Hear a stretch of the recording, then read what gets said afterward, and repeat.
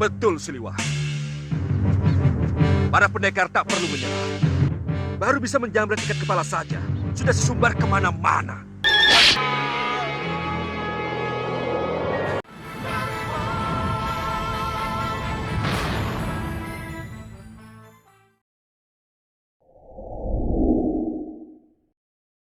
Kalau kita mampu membunuh Angling Dharma, maka Ratu Gendrawani dan sekutunya, serta raja dan ratu yang lain akan menyerah tanpa syarat. Siapapun yang mampu membunuh Angling Dharma, dengan sendirinya akan diakui sebagai raja paling kuat. Kemudian Raja Saputra pun berpamitan untuk mencari Raja Malwapati tersebut.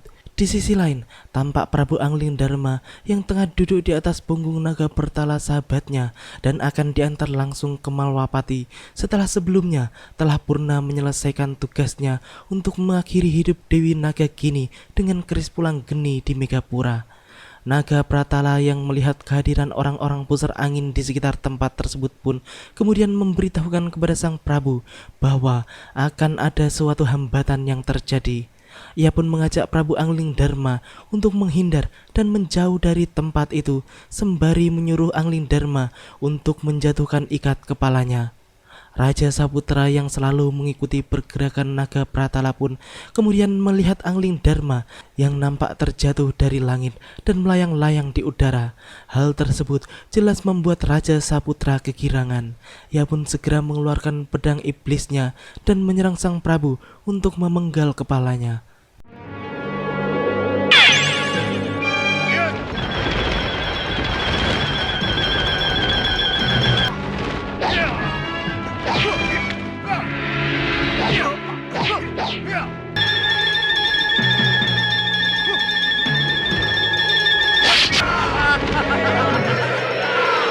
Aku berhasil.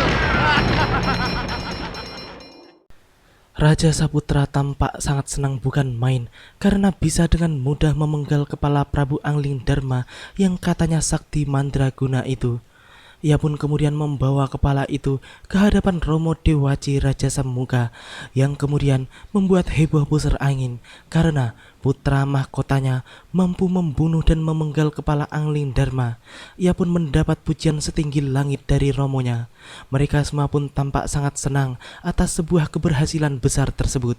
Kemudian mereka pun merencanakan untuk menancapkan kepala tersebut di halaman istana Malwapati supaya semua orang bisa menyaksikan sendiri betapa kini kepala Prabu Angling Dharma telah terputus dari badannya. Laksanakan. Saya berangkat, Romo Dewaji. Bungkus.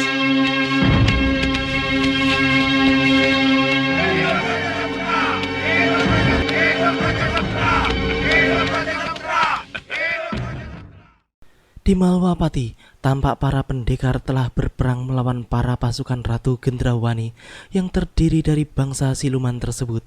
Mereka pun bertempur dengan semangat yang tinggi untuk bisa segera merebut kembali Malwapati dari tangan hitam.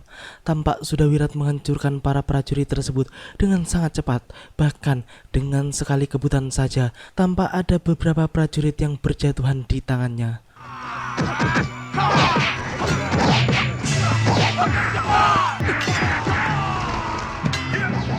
Pertahankan pintu samping. Aku akan ke ruang utama. Gendrawani yang saat itu telah keluar bersama boponya dan Prabu Baka pun tampak gugup. Ia pun menyuruh beberapa pengawalnya untuk menutup celah masuk ke bangunan utama Malwapati. Sedangkan Prabu Baka yang melihat kesaktian Uyut Sawika pun langsung menantangnya untuk bertarung.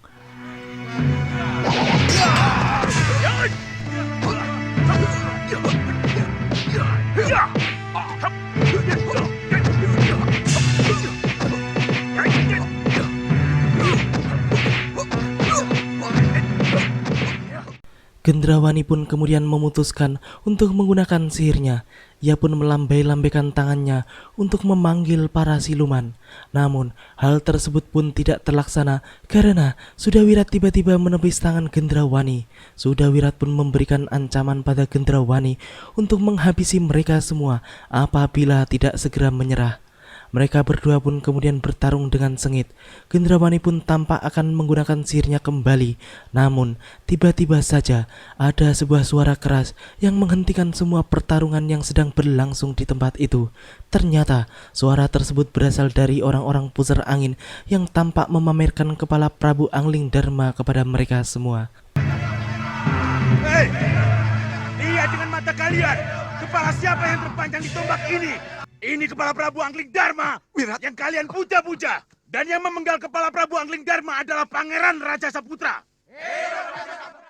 Sudawira dan Uyut Sawika yang melihat dari dekat pun menjadi kaget dan tak percaya bagaimana bisa mereka memenggal kepala Prabu Angling Darma dengan semudah itu dan memamerkannya kepada mereka. Uyut Sawika pun sebenarnya juga tidak sepenuhnya percaya bahwa itu benar-benar kepala sang Prabu, walaupun memang tampaknya itu benar-benar kepala sang Prabu. Saya tahu tidak semudah itu. Kepala Prabu Angling Darma akan kami pancangkan di halaman ini. Malwapati tidak akan menjadi milik siapa-siapa. Iya. Malwapati tetap akan menjadi milik Prabu Angling Darma dan rakyatnya. Sudawirat pun selanjutnya terlibat adu mulut dengan Raja Saputra yang kemudian mereka pun bertarung satu sama lain. Besar mulut kau Raja Saputra. Ya.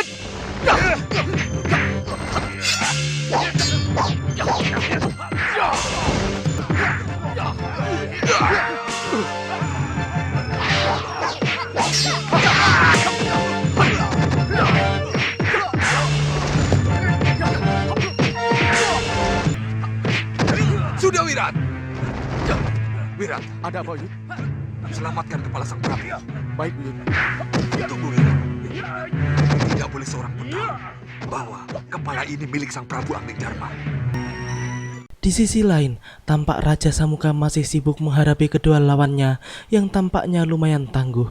Namun, jelas Raja Samuka lebih unggul dalam hal ilmu kesaktian dibanding dua sekutu Gendrawani tersebut. Ia pun kemudian rogoh sukmo dan mengejar Sudawirat yang membawa pergi kepala Angling Darma dari tempat itu.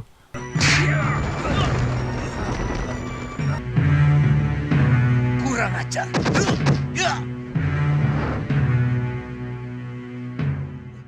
Di perbatasan Malwapati, tampak Sudawirat yang membawa kepala sang Prabu pun bertemu dengan Pati Batik Matrim yang kemudian jelas membuat Batik Matrim salah paham karena Sudawirat sedang membawa penggalan kepala sang Prabu.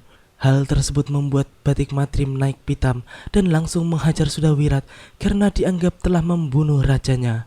Tunggu Gusti Pati. Saya akan memberi penjelasan.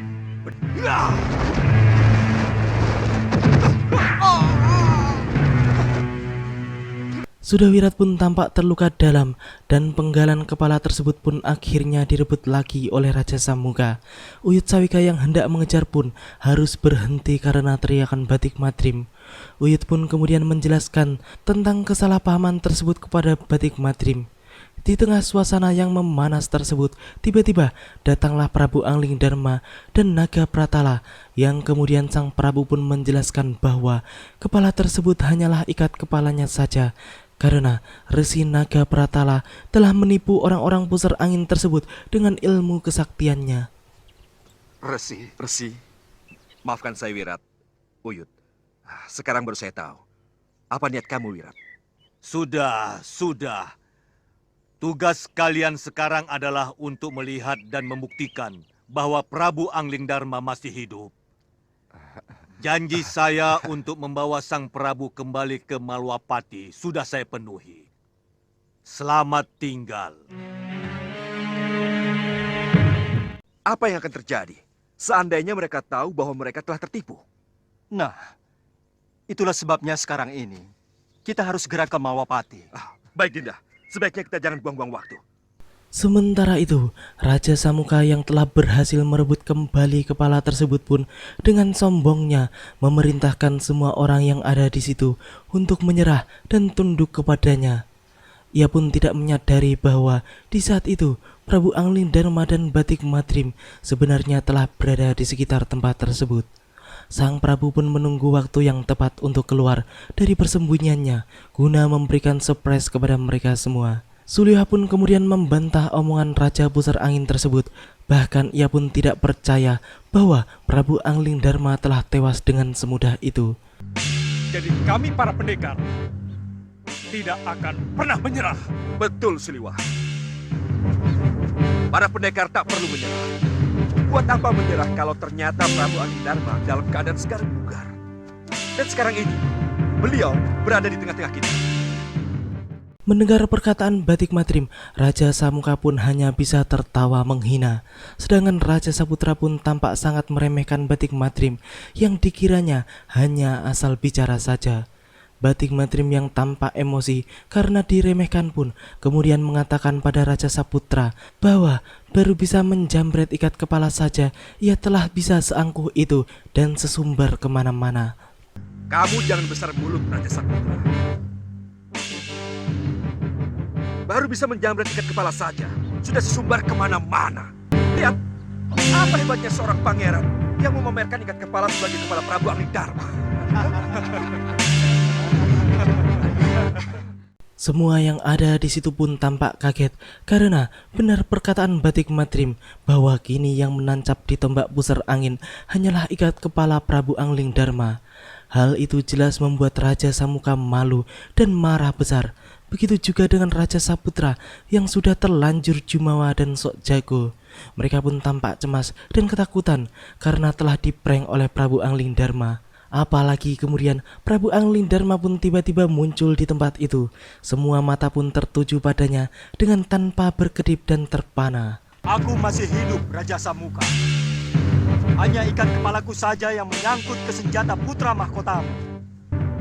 Paman, ini gila, Paman. Ini benar-benar gila. Iya. Saya tidak menyangka akan jadi begini. Baik. Kamu menang, Anglingdarma. Kamu berhasil mempermalukan kami. Ini kukembalikan kepadamu.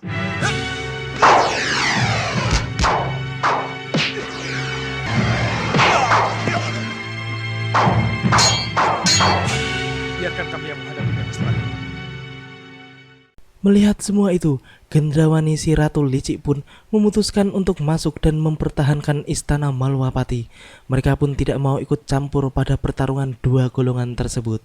Suliwa dan Sudawirat dan para pendekar lainnya yang hendak maju menyerang pun segera di stop langsung oleh Prabu Anglingdarma karena sang Prabu sendiri yang akan menghancurkan mereka semua.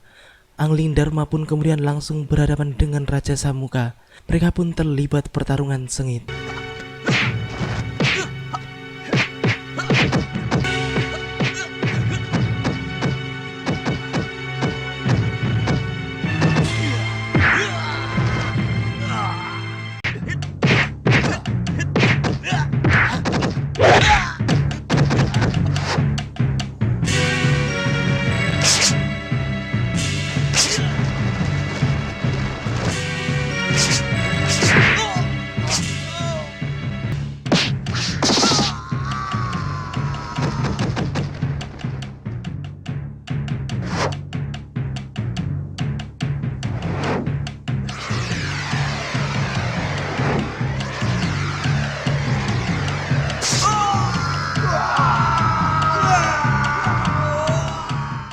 Akhirnya, Anglingdarma pun bisa menghancurkan orang-orang pusar angin tersebut tanpa sisa.